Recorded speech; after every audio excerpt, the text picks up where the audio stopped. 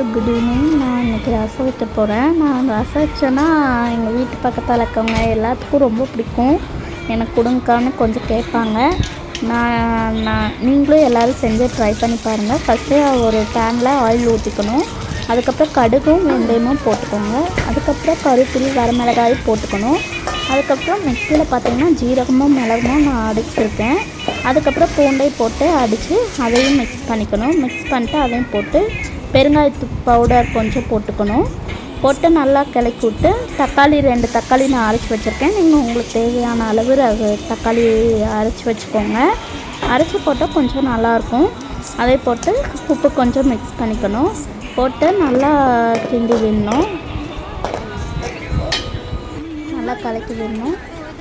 அதுக்கப்புறம் பார்த்திங்கன்னா நல்லா எண்ணெய் பிரிஞ்சு வரும்போது லைட்டாக ரசப்பொடி கொஞ்சம் போட்டுக்கோங்க.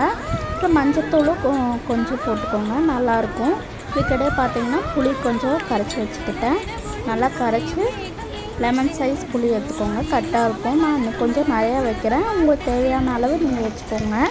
அந்த புளியும் கரைச்சி ஊற்றிக்கணும். ஊற்றிட்டு இப்போ பார்த்திங்கன்னா நல்லா இது பண்ணிவிட்டு ஒரு கொதி விட்டு தேவையான அளவு தண்ணி ஊற்றிக்கோங்க. தேவையான அளவு தண்ணி ஊற்றிட்டு பாருங்கள், நல்லா கலர்ஃபுல்லாக சூப்பராக இருக்கா. அதுக்கப்புறம் கொத்தமல்லி கட் பண்ணி போட்டுக்கோங்க.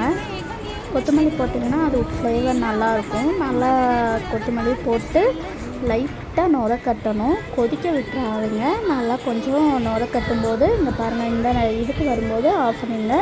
தேங்க்யூ. எல்லாம் ட்ரை பண்ணுங்கள். தேங்க்யூ.